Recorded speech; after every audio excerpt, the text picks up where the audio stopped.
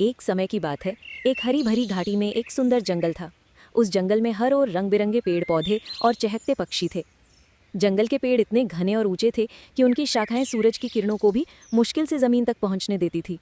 इसी जंगल के कोने में एक पुराना टेढ़ा मेढ़ा पेड़ खड़ा था। उसकी टहनियाँ सूखी थीं, पत्ते बहुत कम थे और उसकी छाल जगह जगह से उखड़ी हुई थी। बाकी सुंदर पेड़ अक्सर उसका मजाक उड़ाते थे। तू तो जैसे इस जंगल में भूलवश रह गया है। वो पेड़ चुप रहता, लेकिन भीतर ही भीतर बहुत दुखी रहता। उसे लगता कि वो इस जंगल के लायक नहीं है। उसी पेड़ की एक शाखा पर एक अकेला मैना पक्षी रहा करता था। मैना भी बाकियों से अलग था। उसका एक पंख थोड़ा झुका हुआ था और वो बहुत ऊंचा नहीं उड़ पाता था।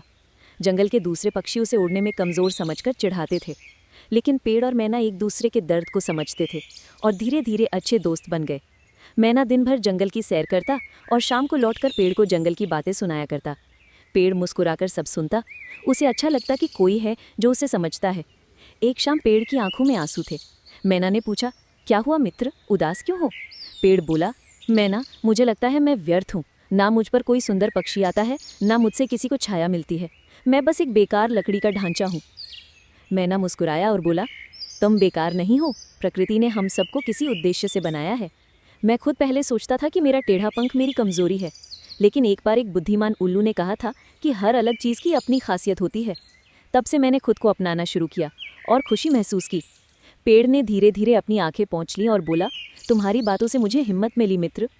कुछ दिनों बाद जंगल में एक लकड़हारा आया। वो सुंदर और मजबूत पेड़ों को काट में आया था ताकि उनसे वो अपने मकान के लिए फर्नीचर बना सके। जैसे जैसे वो जंगल के अंदर गया, उसने एक एक करके सारे लंबे और घने पेड़ों को काट डाला।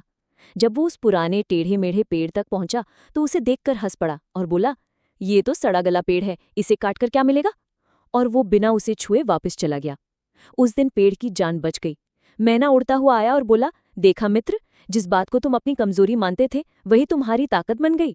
उस दिन के बाद से पेड़ और मैना ने कभी अपने रूप और हालात को लेकर शिकायत नहीं की। वो मुस्कुराते, बातें करते और जीवन को जैसे है वैसे स्वीकार करके आनंद से जीते। शिक्षा: हमें अपने रूप, हालात या कमजोरियों को लेकर निराश नहीं होना चाहिए। जो जैसा है वो किसी न किसी उद्देश्य से है। असली सुंदरता आत्मस्वीकृति और सच्ची दोस्ती में होती है।